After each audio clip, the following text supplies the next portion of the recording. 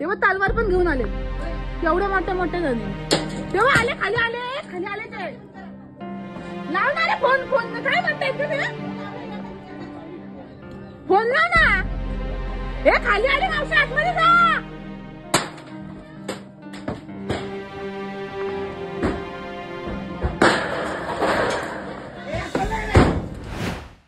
पुण्यातील पर्वती परिसरात मध्यरात्री अज्ञातांकडून घरांवर दगडफेक.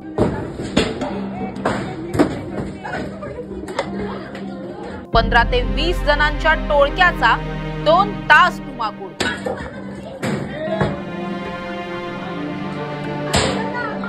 घरांचे पत्रे, काचा आणि घरगुती सामानाचं नुकसान. पोलीस येताच टोळक्याने ठोकली धूम. जनता वसाहतीतील नागरिकांमध्ये एकच दहशत. जनता वसाहतीत मध्यरात्री नेमकं काय घडलं? पुण्यनगरी ही दिवसेंदिवस गुन्हे नगरी होतीये की काय, अशा अनेक घटना पुण्यामध्ये घडतात. दररोज दिवसाला 3-4 तरी सिव्हिअर केसेस समोर येताना पाहायला मिळतात. आणि अशीच एक धक्कादायक घटना काल पुण्याच्या जनता वसाहत परिसरामध्ये घडली. ज्या ठिकाणी ही घटना घडली त्याच ठिकाणी मी आता उभी आहे. तुम्ही जर माझ्या मागे पाहिलं तर खूप मोठी लोकवस्ती आहे. दुसऱ्या बाजूला पाहिलं तर पर्वती आहे, पर्वतीची टेकडी आहे. आणि याच टेकडीवरून खाली असणाऱ्या लोकवस्तीतली जी काही घरं आहेत त्या घरांवरती काल मोठ्या प्रमाणात दगडफेक करण्यात आली. जवळपास तास ते 1.5 तासभर ही सगळी घटना जी आहे ती चालू होती. 15-20 जण होते, हे सगळे जण वरतून दगडफेक करत होते.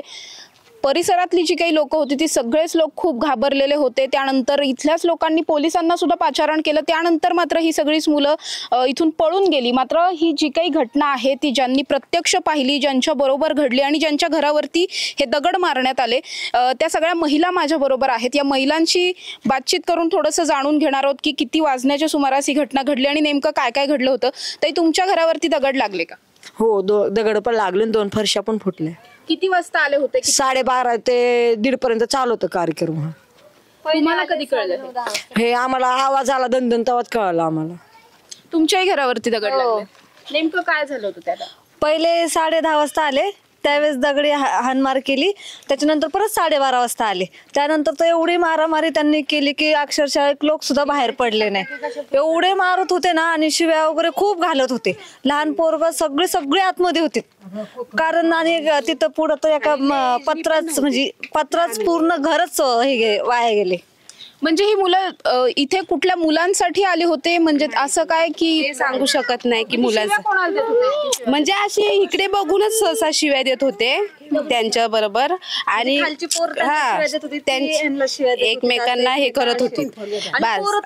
आणि छोटी मुलं लय पण नाही, असं म्हणजे 15च्या एज मधूनच असतील, जास्त मोठी पण नव्हती. चाकू ते घेऊन ते लोक पोरं हिंडत होते. हो, पोलिसांना सुद्धा दगडी वगैरे लागली. पोलिसांना पण दगडी मारत होते, महिलांना मारत होती, महिला त्यांना मारत होते. कुणी हटकण्याचा प्रयत्न केला होता? नाही कसं करणार, कारण ते दगडीच एवढे मारत होते की चान्सच नव्हता बाहेर यायला आम्हाला. यांच्यापैकी कोणी तुमच्या ओळखीची होते? नाही, ओळखीचे नाही. अहो, छोटी मुलांनी चेहरे ते काळे दिसत होते, तर ओळखूच येत नव्हतं की हे इथले असतील म्हणून. परत वरती जायचे, म्हणजे इथून इथपर्यंतच मार. अशी काही घटना या आधी घडली होती का इथे कधी? नाही, फर्स्ट टाइम. पण तुम्हाला काय वाटतं हे कशामुळे झालं असेल, काय असा अंदाज आहे का? काय माहिती आता पोरांमध्ये काय असेल ते नाही आम्हाला सांगू शकत. म्हणजे त्यांची काय दुश्मनी वगैरे. गाड्या पण फोडल्या, गाड्या पण गाड्याने आमच्या लुस्कानी मोठ्या गाड्या पण फोडल्या. लुस्कानी किती केली, काय करायचं मग. इथनं गाड्या लावल्या खाली, इथं 2 गाड्या फोडल्या खाली. म्हणजे आपण बघतोय की खरं तर खूप जास्त या सगळ्यामध्ये दहशतीचं वातावरण निर्माण झालं. घराच्या पत्र्यांवरती ज्यांच्या दगड पडले त्यांचं काही नुकसान झालं का या सगळ्यामध्ये? झाले ना, पत्र्याला होले पण पाडले. तर समोरच्या आजीच्या पत्रा एवढा मोठा कापलाय समोरचा, त्यांचं पण बघू शकते. मग आता तुम्हाला काय वाटतं, पोलीस येऊन गेलेले पंचनामा वगैरे येऊन गेलेत पोलिसाला, त्यांना काय बोलतात येत ना. ते आले पण ते पळून गेले. सुरक्षित आम्हाला पाहिजे, कारण की आमची लहान मुलं पण इथं असतात सारखी. उद्या काय झालं बिलं तर कुणाला जबाबदारी आम्ही पकडायची? डोंगरांनी येतात, उद्या त्यांना काय झालं नाही पाहिजे ना. हेच आमचा रोड आहे मेन यायचा. ते कधी इथं वरती बसलेले असतात असं.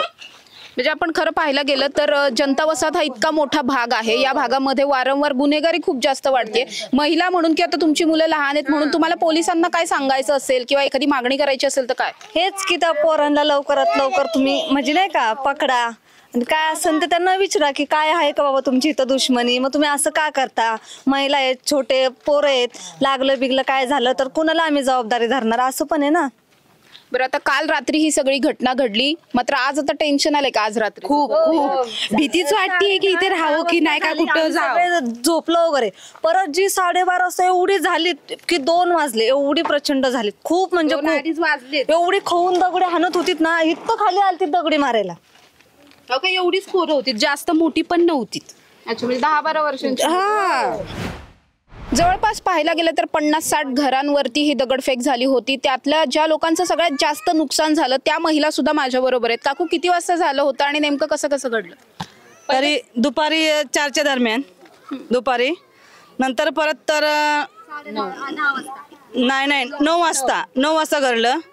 आणि नंतर आम्ही कंप्लीट वगैरे देऊन आलेलो. नंतर घरात येऊन बसतो थोड्या वेळेला 11-12:30 झाले होते. 11 जेवायला बसतो तर 12:30 झाले ते, 12:28 झाले होते. तेव्हा परत वरती आले ती लोक. तुम्ही कंप्लेंट दिली होती? म्हणजे तुम्ही पोलीस चौकीत गेले? 9 वाजता गेलो ना तेव्हा कंप्लेंट देऊन आम्ही आलो. कुठल्या पोलीस चौकीत गेलात? जनता दत्तवाडी. पोलीस तेव्हा? त्यांनी फक्त नावं लिहून घेतली. अच्छा, पण पोलीस आले नाही तिथे? नाही, पोलीस येऊन गेले. हा, पोलीस आल्यानंतर परत आली होती ती? परत ती पोरं आली 12:28ला. मग आता किती नुकसान झालं तुमचं या सगळ्यामध्ये? दगडांचं हे का घराचे घर बघा की सर्वांचे हे घर आहे, सर्व अगदी पात्यापर्यंत अगदी पूर्ण हे झालंय. कपाटांच्या काचा बिचा फुटत्यात, काय सगळं नुकसान झालं? पत्रे फोडत्यात, सगळी पोरांना बाहेर पडता येत नाही, काय नाही, वरनं सगळी शिव्या बिव्या देतात. बाहेर पडलं की दगडी लागतील ह्याची भीतीने आम्हाला आत बसायला लागतंय, काहीच करता येत नाही. ती जातील तेव्हा आम्ही बाहेर पडतो, पोलिसांक जातो तर पोलीस येतात नंतर न, सगळं झाल्याच्या नंतर. बरं, मग आता काय मागणी आहे तुमची पोलिसांना? आम्ही त्यांना सांगितलं इथल्या चौकी चालू करून द्या म्हणून. इथे पोलीस चौकी होती? इथं पोलीस चौकी आहे तर त्यांना म्हणलं ती चालू करून द्या, म्हणजे इथं काहीतरी तरी हे होईल. येणार तरी नाहीत ती पोरं. काय म्हटलेत आता पोलीस बोलतात ती तुम्ही कॅमेरे बसवा, लाईटी हे करा खांबांवरती, मग ते कोण फोडतंय ते कळण आपल्याला, असं म्हणतात. मग आता ते कवर हे चालणार काय माहिती. तर आम्ही हे सगळं जेव्हा चालू होतं तेव्हा तुम्हाला काय वाटत होतं? किती लोक होते? तुम्ही एकत्र थांबला होतात का? काय झालं होतं? आम्ही एकत्रच होतो. दगडी वरून पडले तसं सर्व आम्ही एक सर्व घरातनं बाहेर निघलो. ती लोक वरनच दगडी मारत होते. 25-30 पोरं वरती होती, जास्त होती, 25-30. आणि त्यांच्याकडे हातरे सुद्धा होते. मग कसं हातरे, मग आमच्याकडे काय, आम्ही काय बायका काय दगडी नेणार? तलवारी घेऊन नाचत होती वरती, तलवारी घेऊन नाचत होती. खालनं स्पष्ट आम्ही पाहिलं त्यांना. त्याच्या आधी कधी झालं होतं का असं? मागं एकदा दोनदा झालेलं, पण एवढं नव्हतं. पण काल खूपच झालं. नक्कीच आपण बघतोय की या सगळ्या महिलांचा आक्रोश जो आहे तो पाहायला मिळतोय. आपण जर पाहिलं तर ही खूप मोठी लोकवस्ती आहे.